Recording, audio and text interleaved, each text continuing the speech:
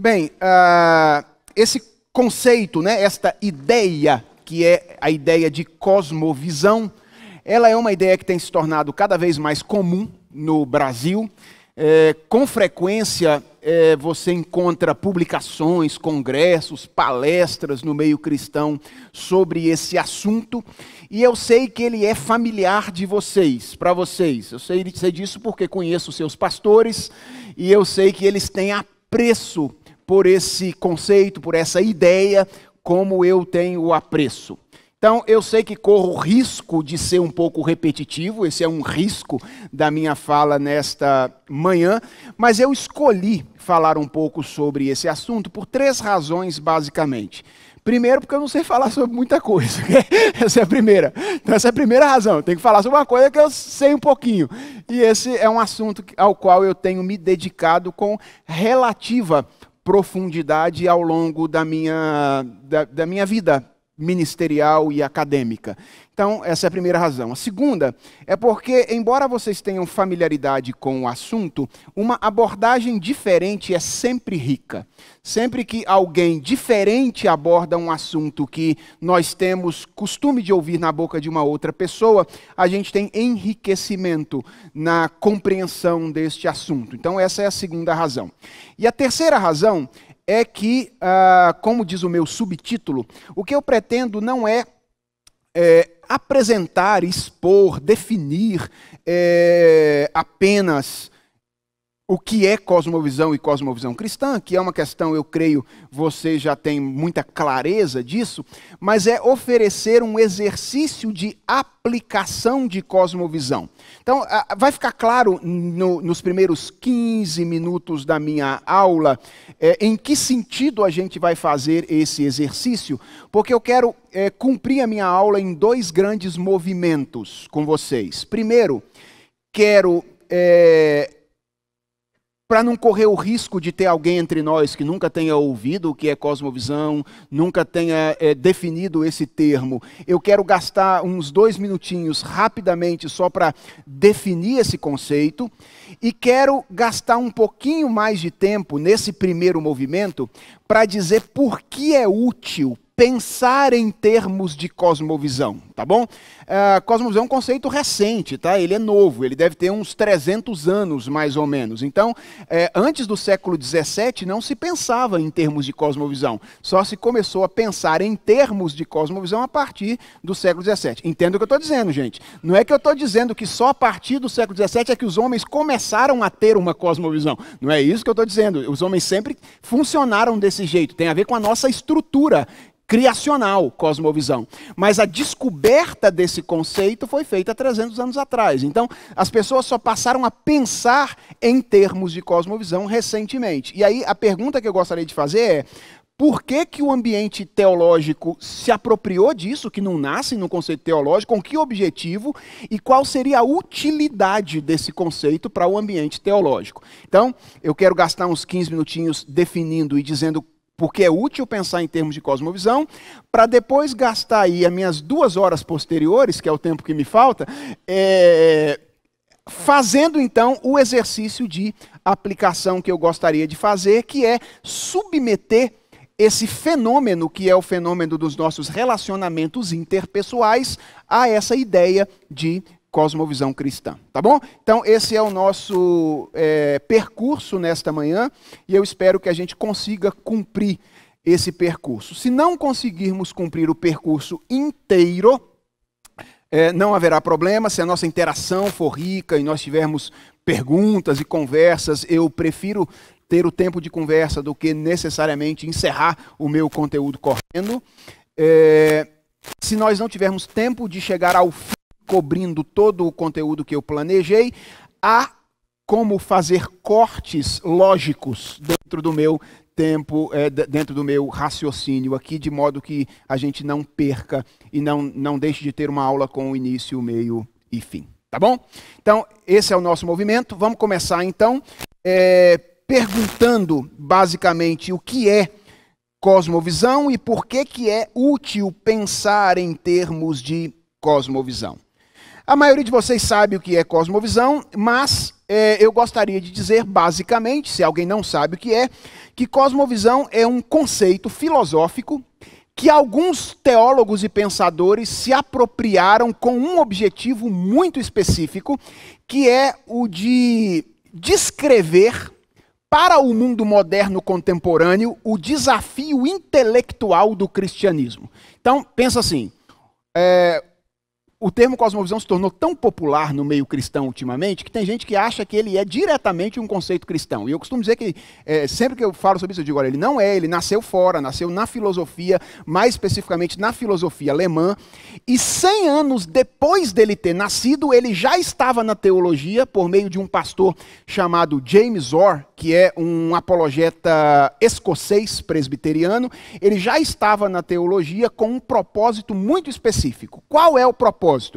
É ajudar no entendimento do desafio intelectual do cristianismo. Então, o conceito de cosmovisão nasceu fora do cristianismo, e aí um grupo de pensadores se apropriaram dele, ok? Roubaram, no bom sentido, esse conceito, pegaram esse conceito lá de fora e trouxeram cá para dentro, porque eles entenderam que esse conceito poderia ser útil para ajudar a gente a entender o nosso desafio de ser um cristão consciente.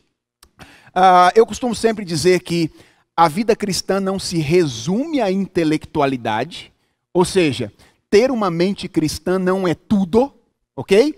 Mas no contexto brasileiro, enfatizar a importância de ter uma mente cristã é sempre importante. Por quê?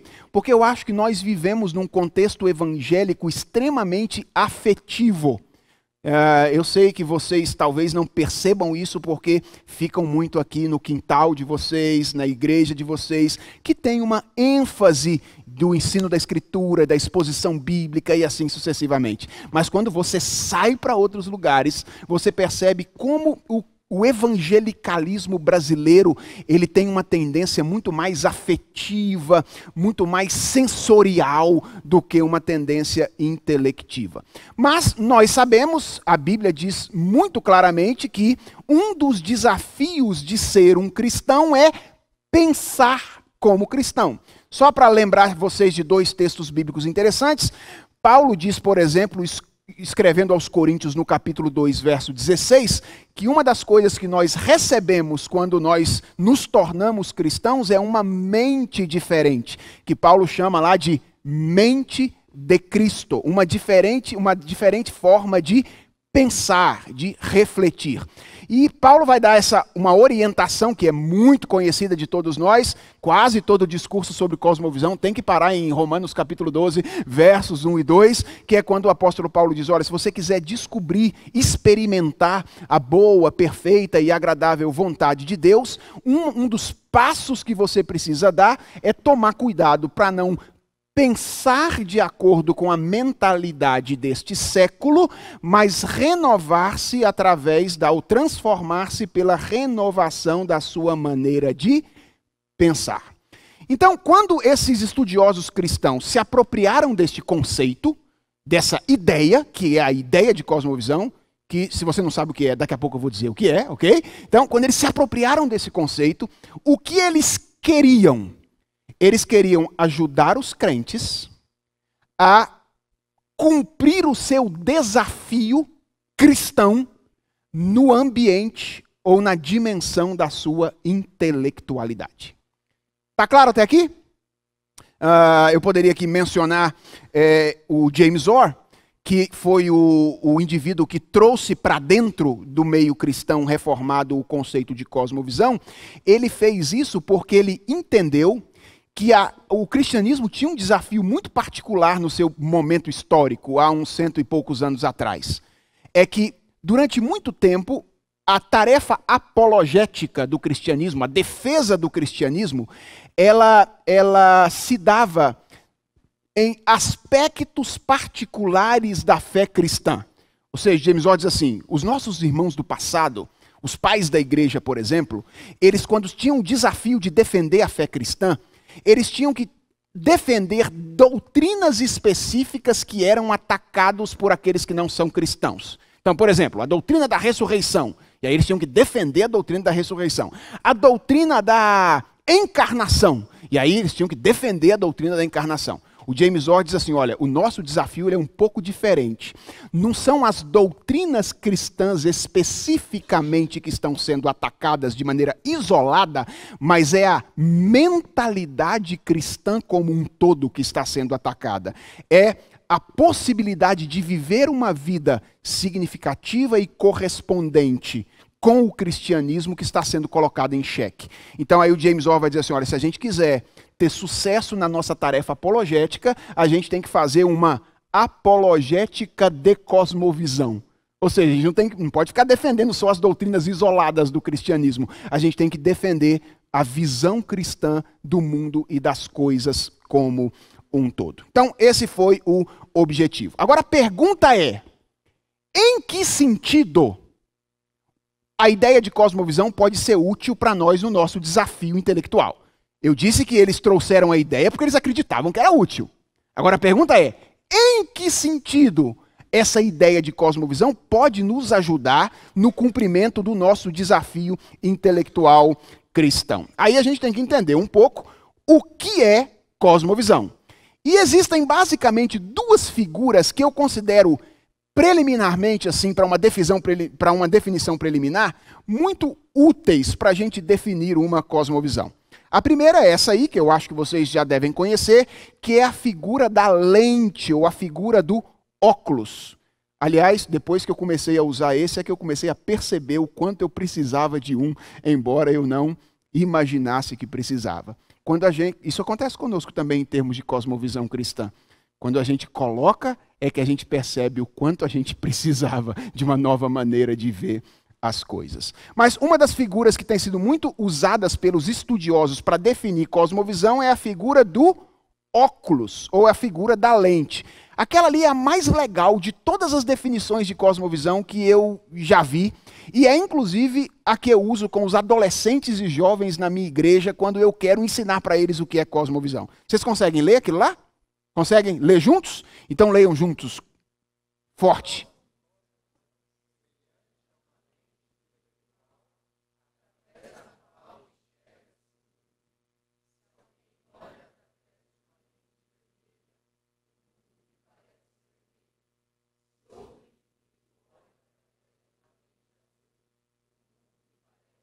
Quando eu ensino isso para os meus adolescentes, eu levo o papel celofane para eles. E aí eu falo assim, olha, bota agora o papel celofane azul na frente dos seus olhos. E aí eles colocam e falam, o que aconteceu com o mundo? Ah, o mundo agora ficou azul. Aí eu falo, ok, então agora tira o azul, pega esse vermelho aqui e coloca na frente dos olhos. O que acontece com o mundo? Ah, o mundo agora ficou vermelho. Aí eu falo, pega o amarelo agora, coloca na frente dos olhos. Eles colocam e falam, nossa, agora o mundo ficou amarelo. Aí eu digo para eles, então, a nossa relação com o mundo é semelhante a esse exercício que nós fizemos aqui agora. No mundo nós temos uma série de fenômenos, nós temos uma série de objetos, nós temos uma série de acontecimentos. E a nossa interpretação desses acontecimentos, ela é definida por um conjunto de ideias, conceitos, experiências, crenças que a gente tem, que formam isso que esses estudiosos começaram a chamar de cosmovisão. Então o que seria cosmovisão? É alguma coisa que você tem. Se você não aprender nada hoje, pelo menos você aprendeu que tem alguma coisa que você não sabia que tinha. Tá vendo? Que é esse negócio aí chamado cosmovisão. Pelo menos você aprendeu isso. É alguma coisa que eu e você temos e que determina a maneira como nós interpretamos os diferentes fatos da realidade. É por isso que nós chegamos a conclusões diferentes sobre coisas semelhantes. Por que duas pessoas olham para duas coisas que são idênticas, mas dizem coisas completamente diferentes sobre elas? É porque eles veem a partir de uma visão de mundo diferente. Ok? Sabe por que é importante saber que a gente funciona assim, gente? Só para dar um exemplo para vocês. É que, na grande maioria das vezes, as nossas reações não são reações aos fatos, mas são reações às interpretações que nós fazemos dos fatos. E o grande problema é que a gente, às vezes, confunde as duas coisas muito rapidamente. Quer que eu dê um exemplo para você? Imagine que amanhã você vá ao Mackenzie em São Paulo.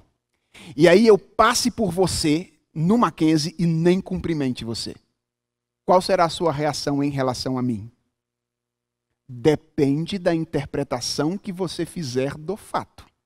O fato é único. Eu passei por você e não te cumprimentei. Mas existem N possibilidades de interpretação do fato. Por exemplo, você pode dizer assim: quando eu vi a cara daquele pastor ontem lá na igreja, eu já vi que ele era metido. Essa é uma possibilidade de interpretação do fato. E se você fizer essa interpretação do fato, você reagirá de um jeito a mim. Agora, você também pode dizer: caramba, com 4 crianças ontem cuidando, ele deve ter ficado meio perdido, nem viu que passou por mim aqui. Percebe? É uma outra interpretação do mesmo fato que te leva a uma reação completamente diferente daquela primeira reação. Então, por que é importante a gente saber que a gente funciona em termos de cosmovisão, que a gente tem uma visão do mundo e que a gente tem uma interpretação dos fatos da realidade? É porque a gente localiza melhor as nossas reações quando a gente faz isso. Porque elas não são geralmente reações aos fatos, mas elas são reações à interpretação que nós fazemos dos fatos. Eu não estou dizendo que os fatos são sem significado, tá bom? Eles têm um significado. Existe uma razão pela qual eu passei por você e não te cumprimentei. Mas daí até a sua interpretação ser a razão correta, tem uma longa distância que você precisa percorrer, tá bom? E o jeito correto seria chegar para mim e dizer: viu, você passou por mim e não me cumprimentou. O que aconteceu? E aí eu poderia dizer: olha, o que aconteceu foi isso, que eu fiz aquilo. Na verdade, eu não gosto de você mesmo.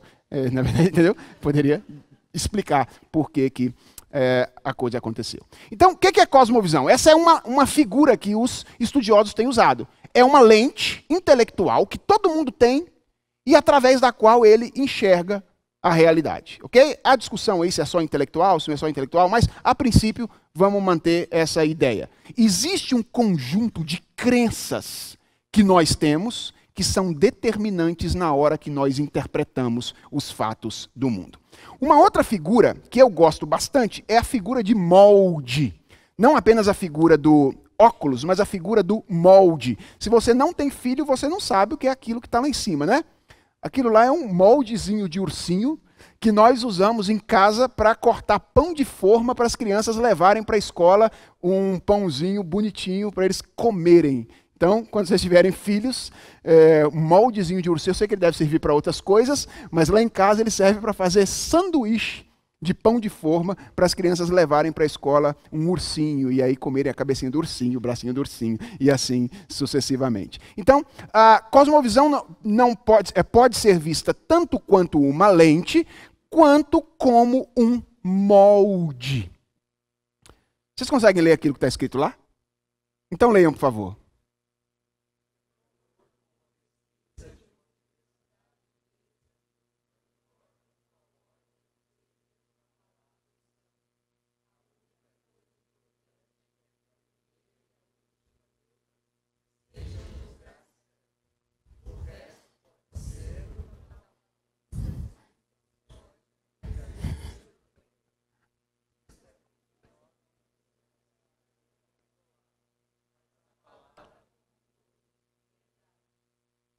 Verdade. É isso mesmo. Veja, o que essa pequena brincadeira, que eu acho que ilustra bem a ideia de cosmovisão, mostra para nós? É que quando nós nos aproximamos de um fato da realidade, nós temos um molde que nós imprimimos a ele para tentar interpretá-lo. Se você não tivesse esse molde, se ao ler você lesse letras isoladas uma seguida da outra e não palavras inteiras, você nunca conseguiria ler esse texto. Mas é por isso que a gente lê com facilidade. Quem tem visão, leitura dinâmica, faz isso com muita facilidade, não é? Por quê? Porque ele tem um molde das palavras na sua cabeça bem estabelecido. Então, assim como as palavras servem de molde para a gente ler as letras sequenciais nesse exercício, existe um conjunto de conceitos, um conjunto de crenças, um conjunto de valores, um conjunto de experiências que formam esse molde que nós, quando nos aproximamos da realidade, impomos de alguma forma a realidade para dizer o que ela significa para a gente. Entendam bem, eu não estou dizendo que o molde que você usar valida a interpretação que você faz da realidade, porque a realidade é aquilo que Deus diz que é. Você pode usar o molde errado e dizer algo contrário do que Deus disse que é, mas o fato é que você e eu fomos criados como intérpretes do mundo, intérpretes da realidade, e nós fazemos a nossa interpretação à luz desse algo que se chama cosmovisão. Quando esses estudiosos, então, se apropriaram do conceito de cosmovisão, o que eles estavam querendo, ou como, segundo eles, essa ideia poderia ajudar a gente no desafio de cumprir o nosso desafio intelectual? Simples. É que o cristianismo, vejam bem, segundo eles, deveria ser visto, dentre outras coisas, como o molde por meio do qual nós interpretamos todas as experiências da nossa vida. A maioria de nós tende a ver o cristianismo, e aliás, as grandes religiões, sempre como uma narrativa que nos dá o entendimento daquilo que vai acontecer pós-morte, não é verdade? O cristianismo tem a ver com a nossa salvação. Nós vamos ser salvos por Deus, estamos garantidos e assim sucessivamente. Nós temos facilidades para ver isso. Mas nem todos nós vemos o cristianismo como o molde que deve nortear a interpretação que nós fazemos dos fatos nesta realidade na qual nós vivemos. Então vejam, quando os pensadores cristãos disseram esse negócio de cosmovisão pode ser útil para nós, para ajudar os crentes a cumprir esse desafio intelectual. O que eles estavam dizendo? Que o cristianismo poderia ser usado de alguma forma, se articulado corretamente, como um molde que você imprime sobre a realidade para entender como é que você deve experimentar a realidade de uma forma adequada. É a partir daí que nasce, por exemplo, tentativas de compreender os vários fenômenos da realidade à luz de uma perspectiva cristã. Então, por exemplo, uma perspectiva cristã sobre a educação. O que seria isso? Seria pegar um fenômeno da realidade, que é a educação, pegar as crenças cristãs básicas, o cristianismo, as crenças cristãs básicas, e dizer como é que este fenômeno da realidade deve ser visto à luz desse conjunto de crenças. O que crer desta forma deve fazer na minha percepção e experiência desse aspecto da realidade. Ou então, uma perspectiva cristã da política. É pegar o fenômeno das relações políticas e tentar entender como é que crer como um cristão deve fazer com que nós vivenciemos este aspecto da realidade. Então, rapidamente, cosmovisão é isso.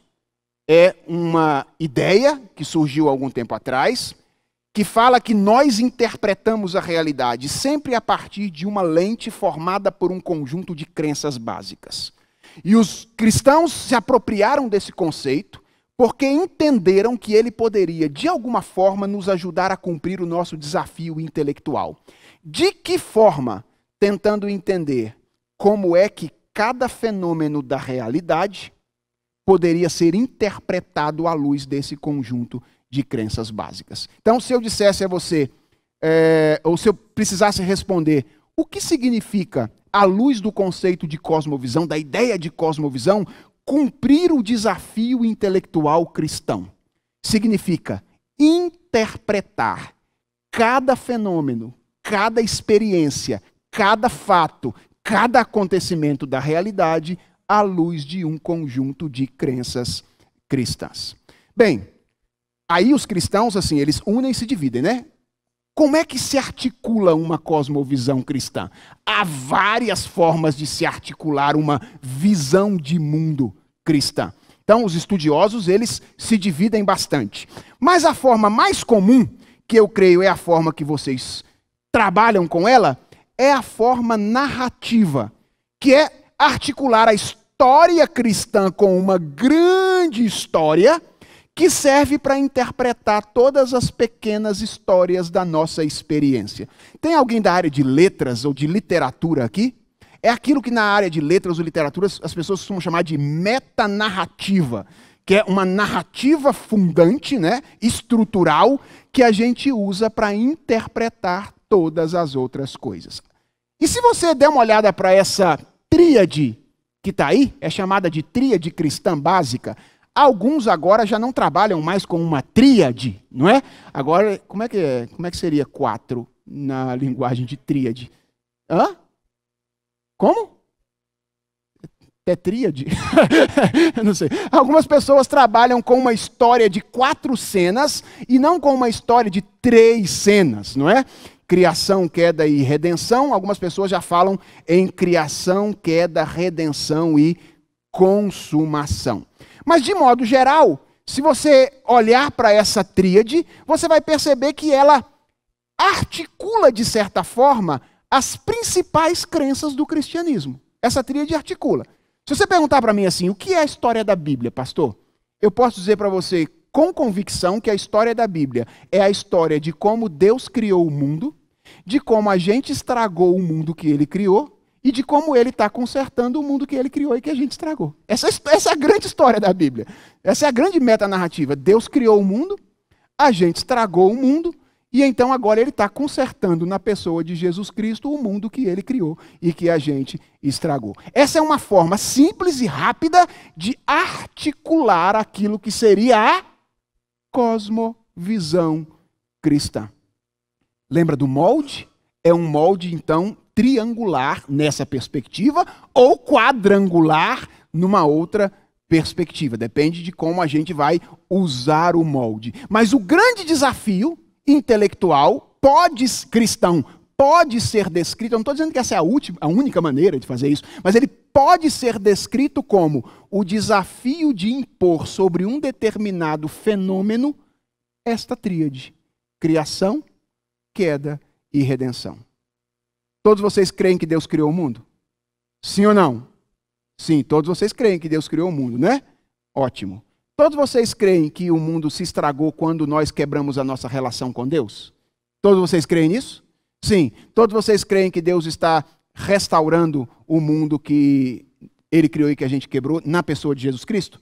Sim, vocês creem nisso? Então a pergunta é, como é que crer nisso faz com que eu veja cada um dos fenômenos da realidade?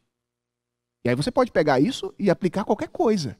Para falar assim, ok, arte, política, economia, ciência, cinema, música. Você pode pegar qualquer coisa. Qual é o meu desafio nesta manhã? É pegar o fenômeno dos relacionamentos interpessoais e perguntar para nós mesmos o que crer na verdade de que Deus criou o mundo, que a gente estragou o mundo e que ele está consertando o mundo que ele criou e que a gente estragou, tem de implicação para o modo como nós interpretamos relacionamentos pessoais. Eu creio, e essa foi a razão pela qual eu escolhi este assunto para hoje, que isso pode ser útil para vocês enquanto um exercício prático. Então, à medida que eu for fazendo isso aqui, ou que nós formos fazendo juntos isso aqui, vá prestando atenção não apenas naquilo que eu digo, mas no como eu estou fazendo, porque isso pode ser parte do seu desafio intelectual com outros assuntos posteriormente.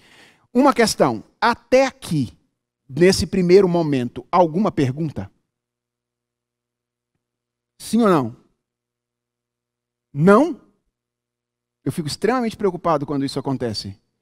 Meu pai, que é pastor como eu, diz assim, meu filho, olha, quando as pessoas não têm pergunta, das duas, uma. Ou elas entenderam tudo, ou elas entenderam nada. Eu espero que seja a primeira opção e não a segunda opção.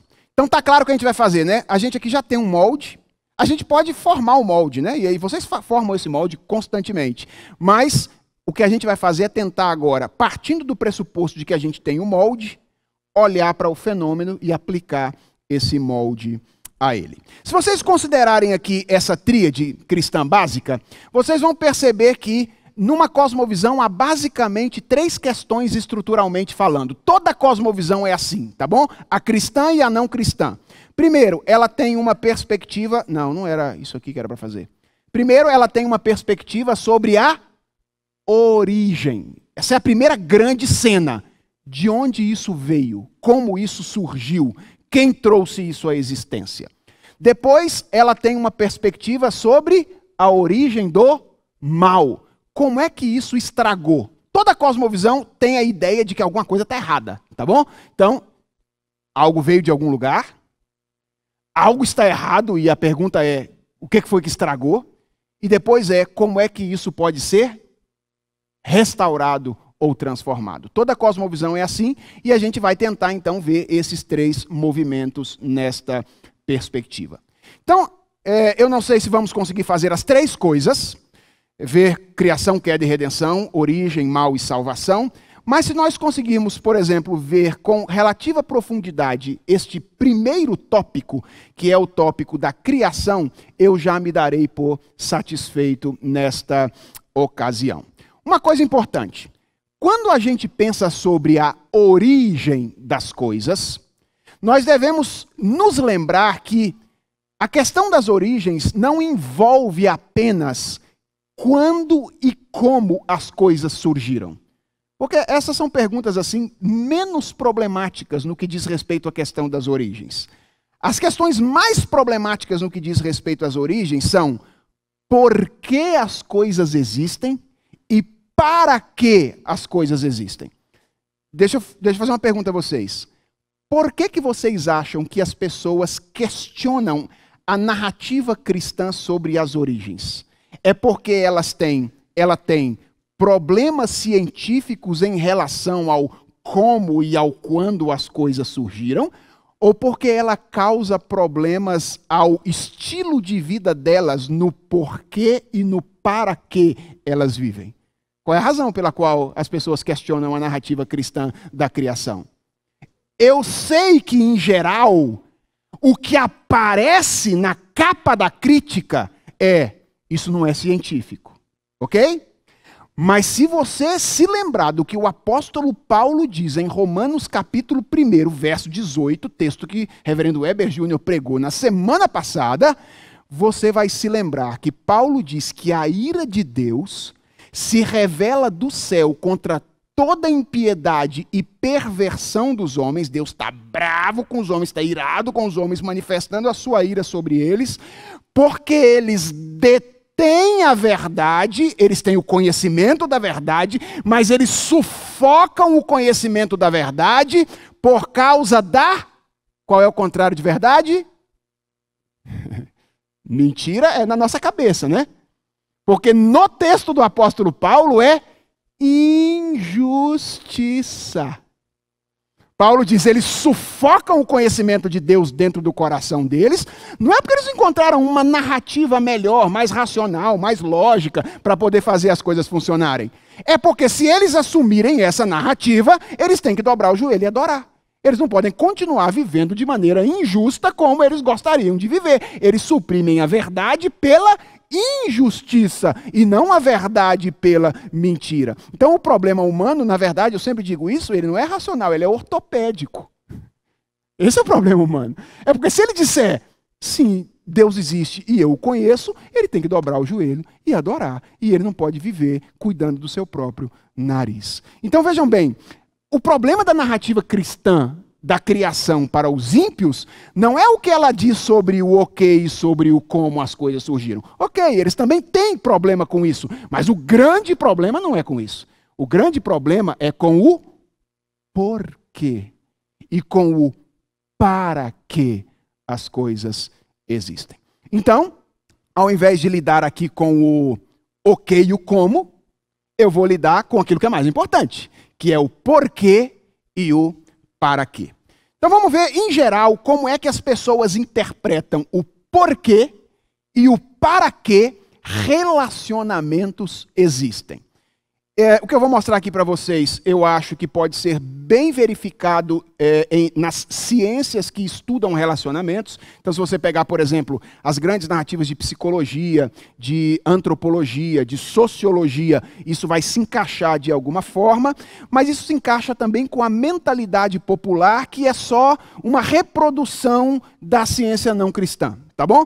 Óbvio, irmãos, que, veja, se tem um sociólogo, um antropólogo, um psicólogo aqui, vai olhar aqui e vai falar assim, nossa, isso aí está impreciso, não é bem assim. É claro, eu estou tentando, em 5 minutos, capturar o significado de uma mentalidade que envolve uma diversidade de pensamentos, né? Eu estou falando aqui da mentalidade não cristã como se isso fosse uma coisa só. E, na verdade, isso é uma variedade de pensamentos, mas que eu estou me esforçando para reduzir numa ideia comum com vocês nesta manhã, tá bom? Então, em geral, o que é que as pessoas dizem sobre o porquê e o para que relacionamentos existem?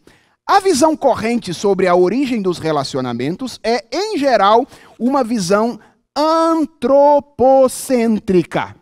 Ou seja, na maioria das vezes, tanto nas ciências como na mentalidade popular, a ideia que as pessoas têm é que relacionamentos interpessoais existem por causa do ser humano. Aliás, em geral, relacionamentos interpessoais são vistos pelas pessoas como um produto humano. Há sempre um esforço nas ciências de estabelecer, por exemplo, a distinção relacional que existe entre o homem e os animais.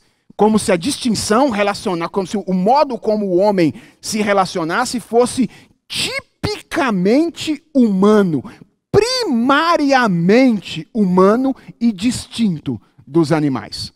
Eu não tenho nenhuma dificuldade com a afirmação de que o homem se relaciona de maneira diferente dos animais, isso está certo. Eu só tenho dificuldade com a afirmação de que relacionamentos são primariamente humanos. E daqui a pouco eu vou mostrar por quê. Então, em geral, as pessoas dizem, relacionamentos existem por causa do homem. E por que eles foram estabelecidos?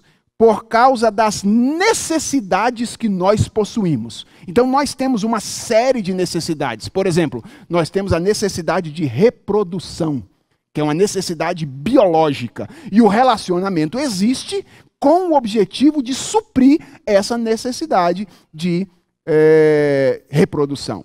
Nós temos necessidades afetivas. Todos nós temos necessidade de sermos amados, desejados, benquistos. Então, relacionamentos existem por causa das necessidades humanas. Em geral, as pessoas sempre veem relacionamentos como tendo o fundamento nas necessidades que nós possuímos. E qual seria o objetivo dos relacionamentos nessa perspectiva?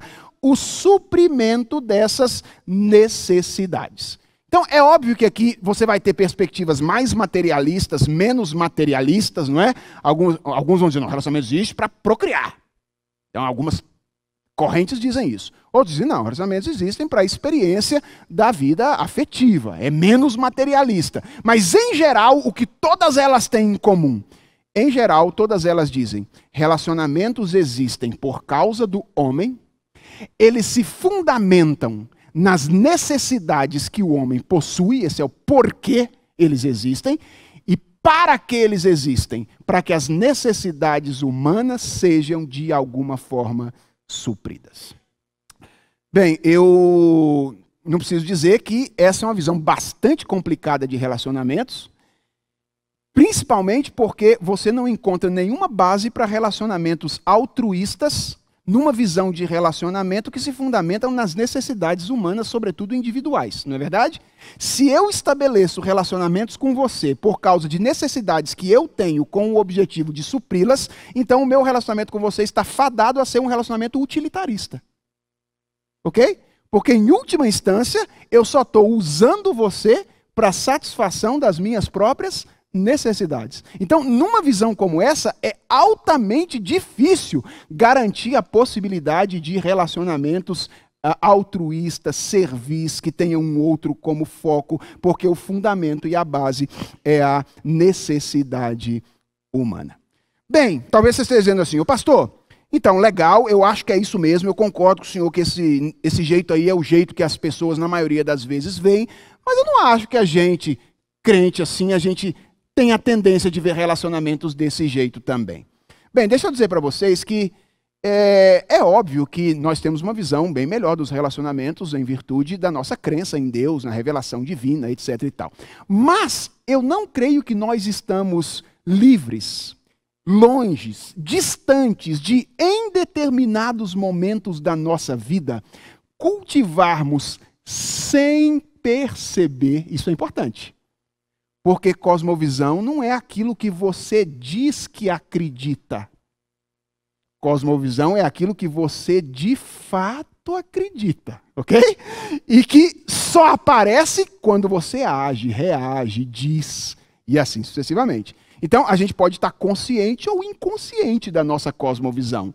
E eu acho que algumas vezes, não poucas, inconscientemente, nós trabalhamos com esta ideia de que relacionamentos existem por nossa causa, para satisfazer as nossas necessidades, ou fundamentadas nas nossas necessidades e com o objetivo final de satisfazê-las. Deixa eu dar alguns exemplos para vocês de como é que na vida eclesiástica e na nossa vida cotidiana essa mentalidade pode ser assumida sem que nós percebamos. Muitas das palestras no ambiente eclesiástico sobre relacionamentos, elas trabalham com uma compreensão antropocêntrica dos nossos relacionamentos. Veja, é claro que é difícil analisar uma palestra pelo título, né? Você tem que ouvir a palestra para você saber exatamente o que vai acontecer nela. Mas considera os títulos em geral de palestras de casais, de relacionamentos, que a gente ouve por aí nas nossas igrejas em algumas ocasiões. Muitas delas, elas têm um fundamento altamente pragmático, como se relacionamentos existissem por nossa causa, para nossa satisfação e pudesse ser construído isoladamente por nós. Por exemplo, 8 dicas para um casamento bem-sucedido.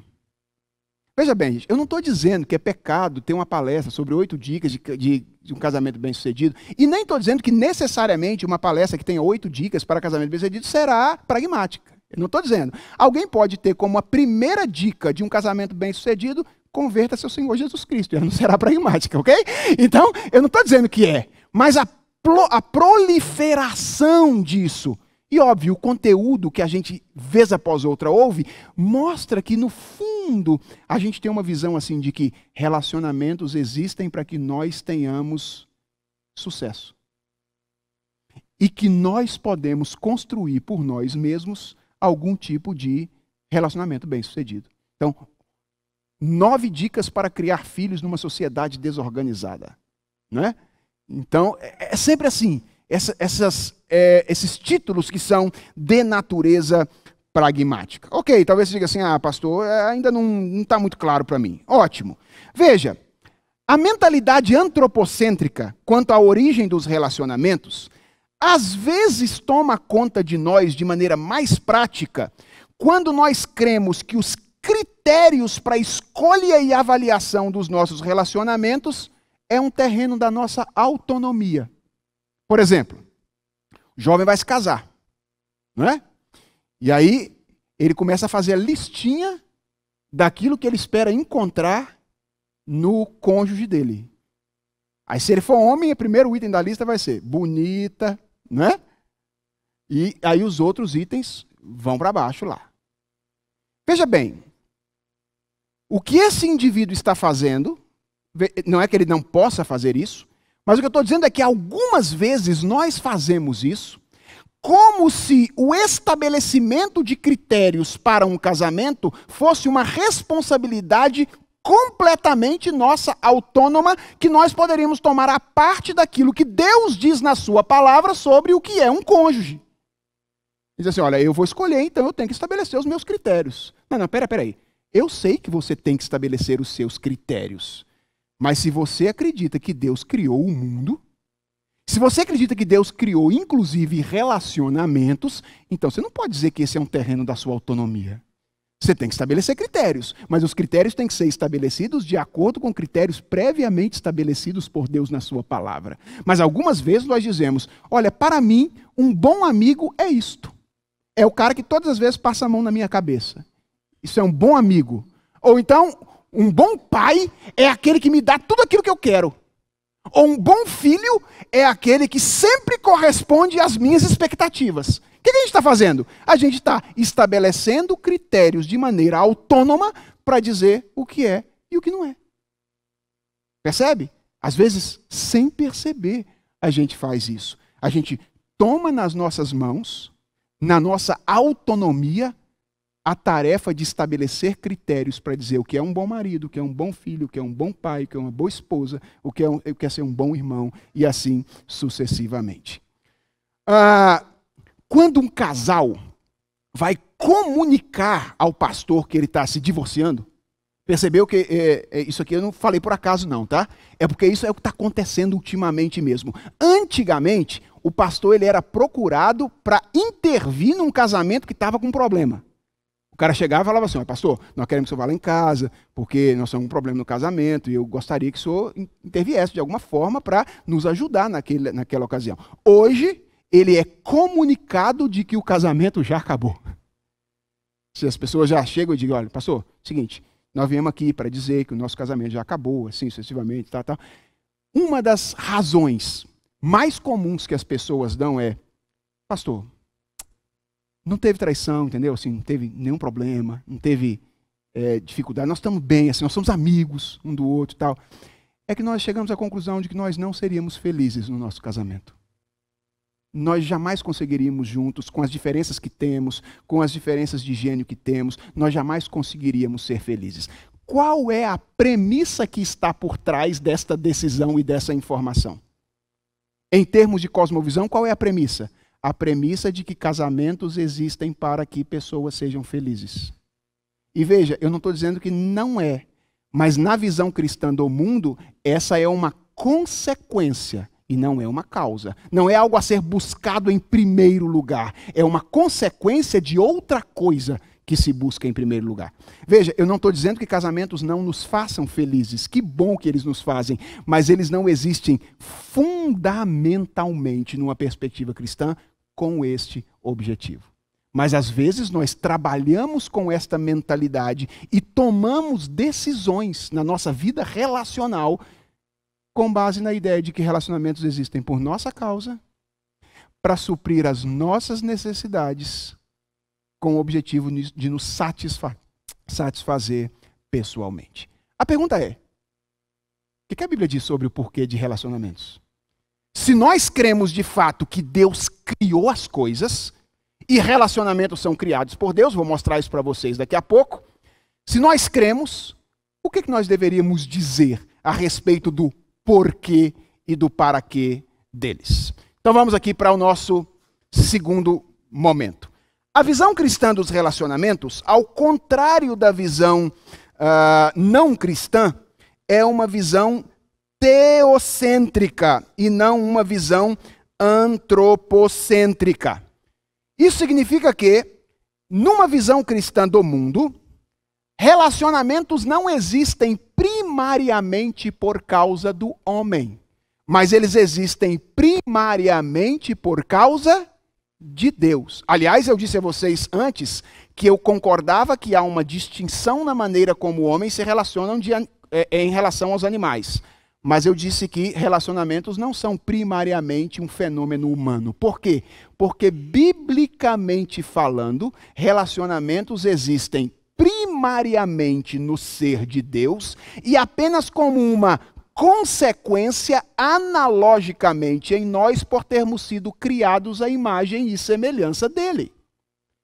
Irmãos, eu fico pasmo assim algumas vezes quando a gente vai olhar para alguns fenômenos da realidade, e aí a gente trata determinados fenômenos como se eles fossem próprios da humanidade, em que eles são primariamente próprios da divindade. Por exemplo, uso de palavras. Falar. Quem é que fala primeiro na Bíblia? Quem é que fala primeiro? É Deus. Não é o homem, é Deus. Então, fala é um fenômeno primariamente divino. E é por isso que você não pode dizer assim, esse é o meu jeito de falar, eu falo assim mesmo e acabou. Por quê? Porque não existe só o seu jeito de falar. Existe primariamente o jeito de Deus de falar. E o seu jeito será melhor quanto mais parecido com o jeito de Deus for. Relacionamento é a mesma coisa. Relacionamento não é alguma coisa que existe primariamente como algo que nós fazemos. Ele existe primariamente como algo que Deus faz. Faz onde? Faz com ele mesmo. Afinal das contas, ou afinal de contas, ele é ao mesmo tempo 1 e 3. Não é verdade?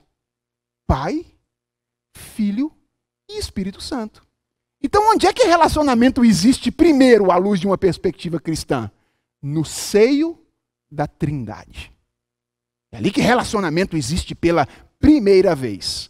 E ele existe, então, na experiência humana, analogicamente. De maneira análoga ao relacionamento que Deus estabelece na Trindade. Então, por que nós nos relacionamos? Nós nos relacionamos do jeito que nos relacionamos, porque nós fomos criados à imagem e semelhança de Deus. E relacionamentos são uma extensão da nossa imago Dei. Deixa eu mostrar para vocês na Bíblia que relacionamentos é criado por Deus, né? Então eu estou mostrando aqui algumas coisas. Abra Gênesis 2,18. Eu gosto muito desse texto. Gênesis 2,18. E esse é outro texto enigmático para o grupo de interpretação bíblica do reverendo Jailson, ok? Outro texto enigmático, que mostra que relacionamentos eles foram criados por Deus. Gênesis 2,18 diz: Disse mais o Senhor Deus, não é bom que o homem esteja só, far-lhe-ei uma auxiliadora que lhe seja idônea. Como é que geralmente a gente interpreta esse texto aqui? Como uma constatação, principalmente a expressão, não é bom que o homem esteja só. Nossa tendência imediata é a seguinte, é imaginar que Deus criou todas as coisas, e aí depois que criou todas as coisas, ele percebeu que estava faltando alguma coisa. Aí ele caiu em si e falou, ih rapaz, esqueci de fazer um negócio. Aí trouxe a obra-prima da criação à existência, não é verdade? As mulheres adoram, né? Por isso que aquela piadinha de que diz que porque o homem foi criado primeiro que a mulher, né? Porque a mulher, toda obra-prima precisa de um rascunho, né? E as mulheres gostam dessa brincadeira. E aí criou então a obra-prima da criação que é a mulher. Agora pense comigo, veja como é complicado encarar essa expressão não é bom que o homem esteja só como uma constatação. Porque você está vindo do capítulo 1, do verso 31, que diz que Deus olhou para todas as coisas que ele tinha criado e ele disse que todas as coisas são o quê? Não, boas não, vocês não estão lendo a Bíblia direito. Muito boas, não são boas, elas são muito boas, elas são perfeitas. Ele falou, está tudo do jeito que eu estabeleci. E se você disser agora, não, Deus esqueceu de criar e agora está constatando que esqueceu de criar, você está atribuindo uma imperfeição a Deus. Você não pode interpretar essa passagem como se ela fosse uma constatação. Então a pergunta é, como é que eu interpreto essa passagem? Como um ato criativo. Deus continua criando aqui. Criando o quê?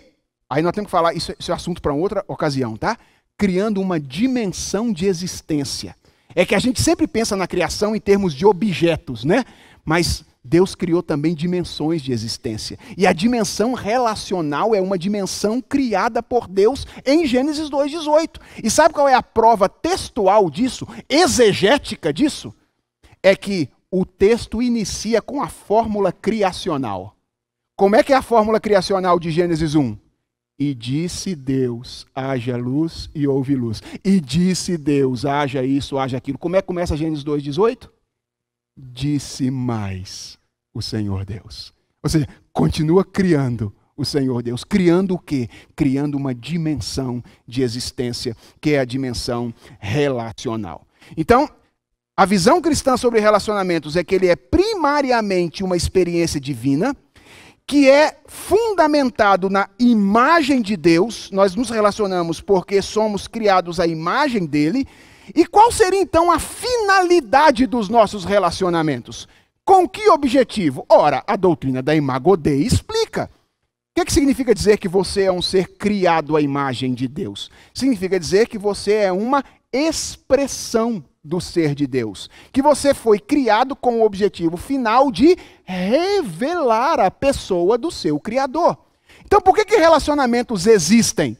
Eles existem com o objetivo de revelar o modo como Deus se relaciona. É para isso que eles existem.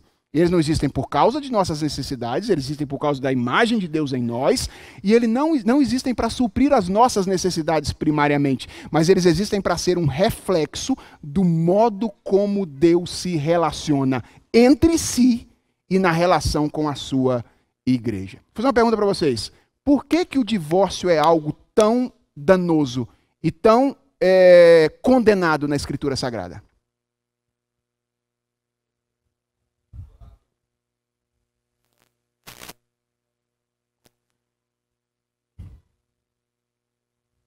E é dizer a mentira sobre o modo como Deus se relaciona com o seu povo. Veja, o meu casamento é uma expressão do modo como Deus se relaciona com o seu povo. Veja, eu não estou dizendo que ele deveria ser, gente. Eu estou dizendo que ele é. Se ele diz a verdade ou se ele diz a mentira é outra história, mas ele é. Todo relacionamento existe estruturalmente como uma revelação do modo como Deus se relaciona com o seu povo. Quando eu falho com a minha esposa, deixei a toalha em cima da cama, e ela diz, quero o divórcio por causa disso, ela está revelando de maneira equivocada o modo como Deus se relaciona com o seu povo. Porque como nós vimos hoje de manhã, o povo de Deus de vez em quando endurece o coração. E Deus abandona o povo? Larga o povo? Não. Deus diz, deixa eu dar um abraço em você de novo.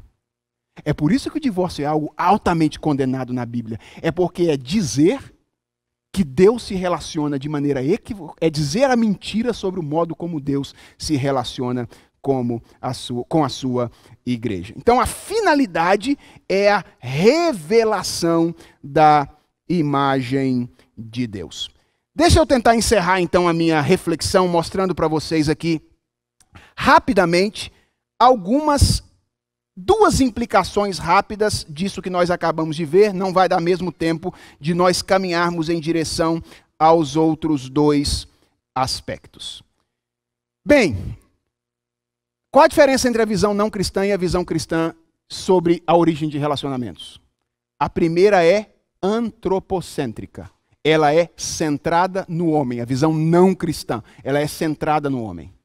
Qual é a visão? Qual é o ponto de referência da segunda? É Deus. Ela é teocêntrica. Ela é centrada em Deus. Se Deus é o ponto de referência e relacionamentos existem por causa dele e para revelá-lo, então preste atenção no que eu vou dizer agora. O estabelecimento dos critérios para a escolha e para a avaliação dos nossos relacionamentos não é um terreno da nossa autonomia. Ou seja, existem critérios que são previamente estabelecidos por Deus para que relacionamentos sejam o que sejam e cumpram o seu papel original.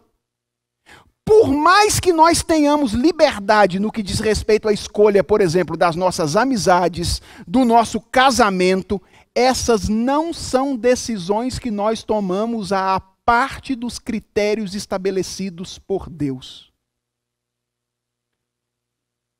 Gente, é revolucionário o que eu vou dizer agora.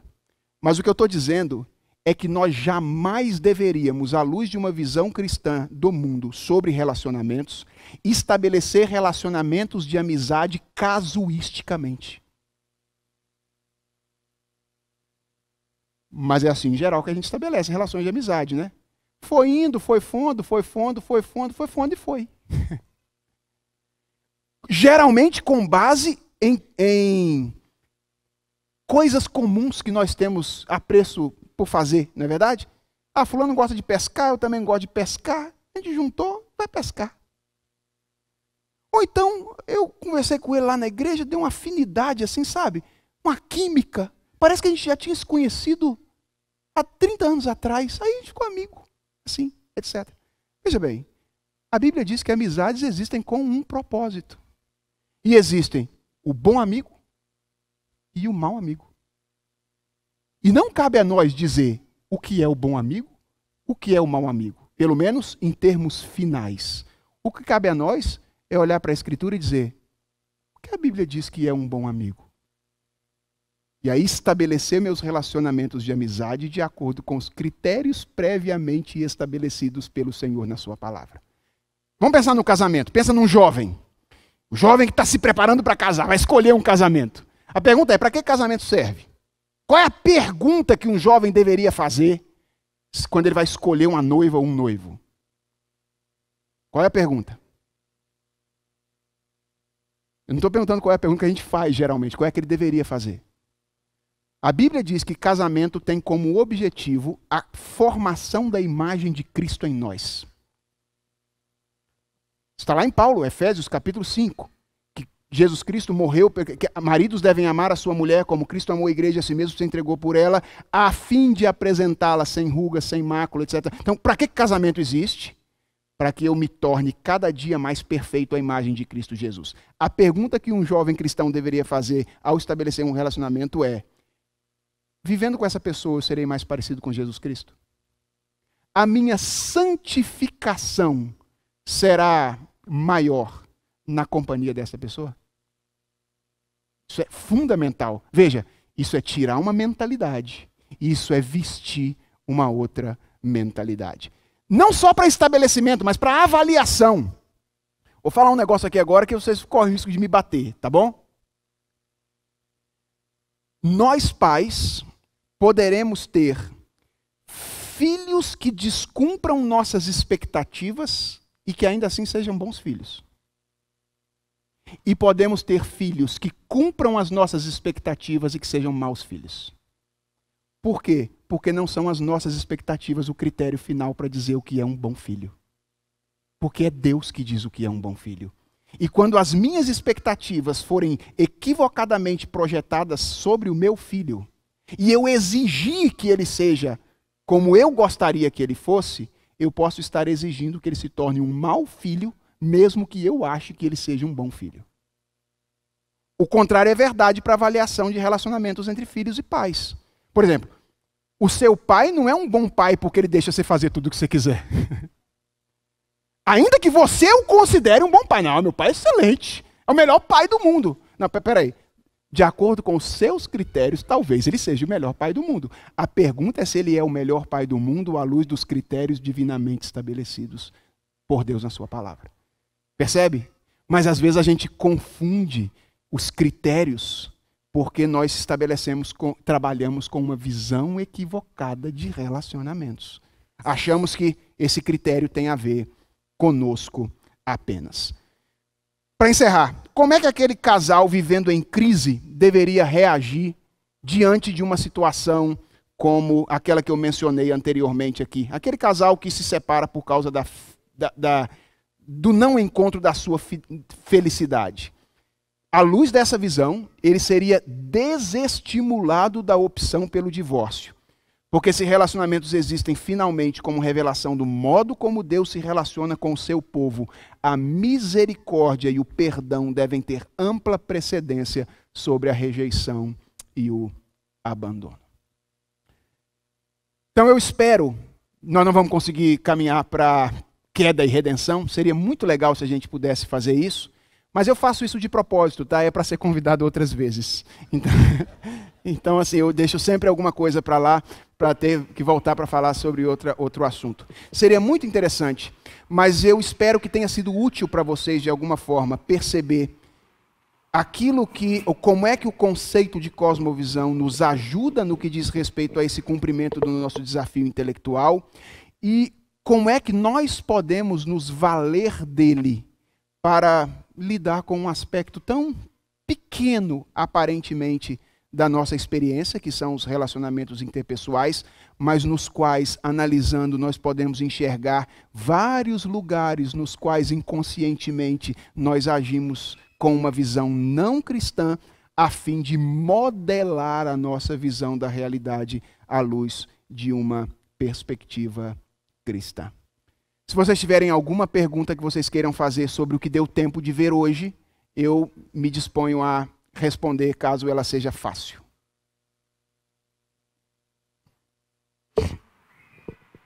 Lá atrás?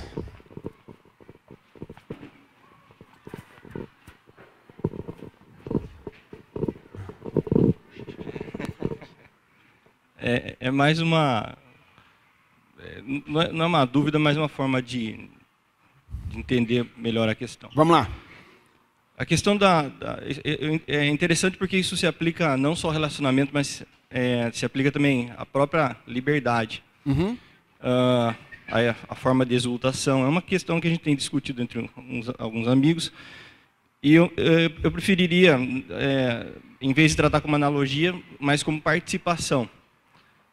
Assim como Deus é eterno, na sua plenitude, na sua forma absoluta, Ele é plenamente livre e plenamente exultante em si e plenamente absoluto no seu relacionamento. Então, quando Ele nos cria, cria o mundo e cria o homem com o propósito de glorificar a Cristo, parece que, na verdade, a gente participa da liberdade, não é plena, porque só Ele é livre e totalmente livre. A gente participa da exultação e participa do relacionamento. Então, parece-me que essa questão aplicaria em todos os sentidos no que concerne assim, eu e minha esposa, né, participamos no caso do relacionamento, que é uma questão eterna, né, para ser semelhante a Cristo e o Pai no seu relacionamento. Parece-me que seria mais por aí, eu não sei, eu estou cometendo algum engano aqui.